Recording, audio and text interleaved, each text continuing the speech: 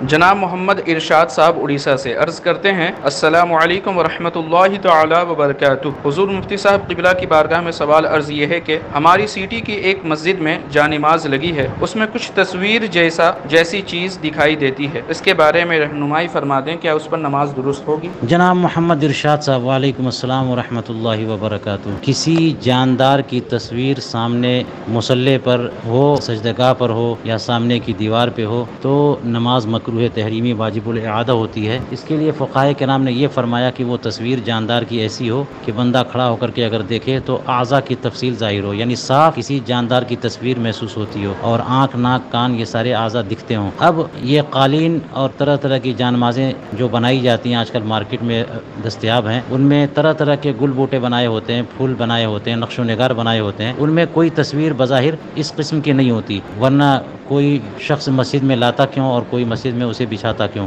اب یہ ہے کہ گل بوٹے یا نقش و نگار اس طرح سے بنے ہوتے ہیں کثرت کے ساتھ کہ دیکھنے والا اگر اس کے دماغ میں جو ہے کچھ کارٹون بسے بسائے ہوں تو جتنا وہ اسی طور پر سوچتا جائے گا وہ پھر وہی کارٹون نظر آتے جائیں گے۔ تو یہ وہاں پہ تصویر نہیں ہوتی بلکہ سارا معاملہ اس کے دماغ میں ہوتا ہے، تخیل میں ہوتا ہے۔ تو تخیلاتی اور توہماتی معاملات جو ہے نا وہ شریعت میں پر حجت نہیں ہے کہ ان کا حکم الگ سے بیان کیا جائے، بلکہ واقعتاً کوئی اگر جاندار کی تصویر ہوگی تو پھر وہ سامنے ہو اور اعضاء کی تفصیل ظاہر ہو تو نماز مکروہ تحریمی واجب الاعادہ ہوگی۔ یہ جو جانماز پیش کی جا رہی ہے اس میں کوئی ایسی جاندار کی تصویر ظاہر نہیں ہو رہی ہے، نہ تو یہ پتہ چل رہا ہے کہ کون سا جاندار ہے، کون سا جانور ہے، اور نہ اس کے کان، آنکھ۔ ہاں یہ کہ سوچیں تو پھر کبھی کان نظر آئے، کبھی ناک نظر آئے تو صرف ناک محسوس ہونے لگے، ہونٹ محسوس ہونے لگے، یہ تصویر نہیں ہوتی۔ اس لیے اس طرح کی چیزوں میں ایسا توہم نہیں لانا چاہیے کہ پھر اگلے بندے بھی اسی قسم کے سوچ میں مستغرق ہو جائیں اور سب کی نماز توہمات کا شکار ہو جائے۔ واللہ تعالی عالم بالصواب۔